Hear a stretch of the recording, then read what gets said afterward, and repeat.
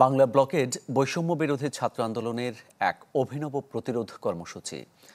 এক বছর আগে যে কর্মসূচি নতুন মাত্রা যোগ করেছিল কোটা বিরোধী আন্দোলনে, এদিন শিক্ষার্থীদের অবরোধ ঘিরে অচল হয়ে পড়ে রাজধানী সহ দেশের বিভিন্ন সড়ক মহাসড়ক।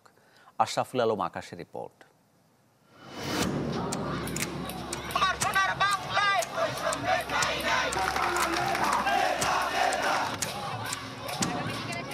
শিক্ষার্থীদের কোটা বিরোধী আন্দোলন একটু একটু দানা বেঁধে উঠতে থাকে জুলাইয়ের প্রথম সপ্তাহে। তবে শিক্ষাঙ্গন ও রাজপথে বিক্ষোভ অবরোধও যখন সাড়া দিচ্ছিল না সরকার, তখন দাবি আদায়ে প্রথমবারের মতো বড় কর্মসূচি দেয়া হয় ৭ জুলাই।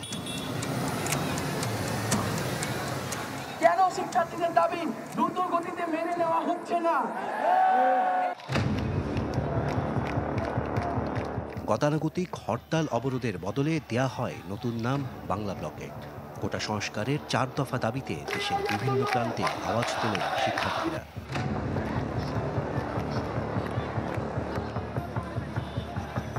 সেদিন দুপুর গড়াতেই ঢাকা বিশ্ববিদ্যালয়ের কেন্দ্রীয় লাইব্রেরির সামনে ব্যানার, ফেস্টুন, মিছিল নিয়ে জড়ো হন আন্দোলনকারীরা।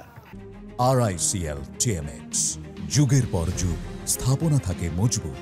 একে একে science lab, Nilkhet, Bangla motor, Shahbag মোড় দখলে নিলে অচল হয়ে পড়ে রাজধানীর গুরুত্বপূর্ণ সব সড়ক। ২৪-এর ৭ জুলাই রাজপথে ছিলেন বৈষম্য বিরোধী আন্দোলনের মুখপাত্র উমামা ফাতেমা। তিনি বলছেন, ব্লকেড কর্মসূচি আন্দোলনকে দিয়েছিল নতুন মাত্রা।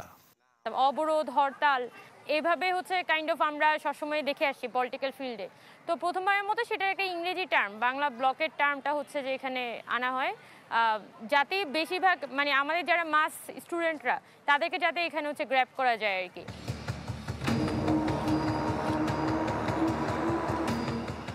এক সপ্তাহের বেশি সময় ধরে চলা বাংলা ব্লকেটে শাহবাগে পুলিশের ব্যারিকেড ভেঙে ফেলেন শিক্ষার্থীরা।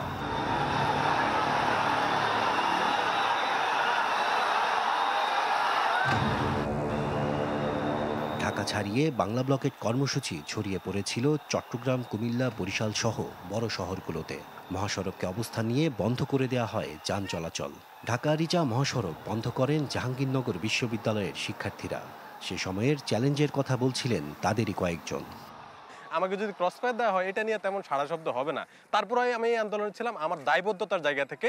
যে ফ্যাসিস্ট রেজিম ছিল, এই ফ্যাসিস্ট রেজিমকে হটানো এটা আমার দায়িত্ব। আমি একজন নাগরিক, সচেতন নাগরিক হিসেবে আমার দায়িত্ব ছিল, যার কারণে আমি আমার জীবনের সর্বোচ্চ রিস্কটুকু আমি এই আন্দোলনে নিয়েছিলাম। যদি তারা পুলিশি রাষ্ট্রীয় বাহিনী দিয়ে যদি আমাদের উপর জুলুম না করতো, নির্যাতন না করতো, তাহলে হয়তো আলাদা রকম হইতো।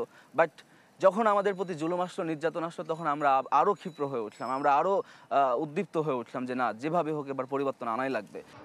জুলাইয়ে বাংলা ব্লকেটের রেশ ধরে পরবর্তী কর্মসূচিগুলোতে ভিন্নতা আনে বৈষম্য বিরোধী ছাত্র আন্দোলন। আশরাফুল আলম আকাশ, চ্যানেল 24, ঢাকা।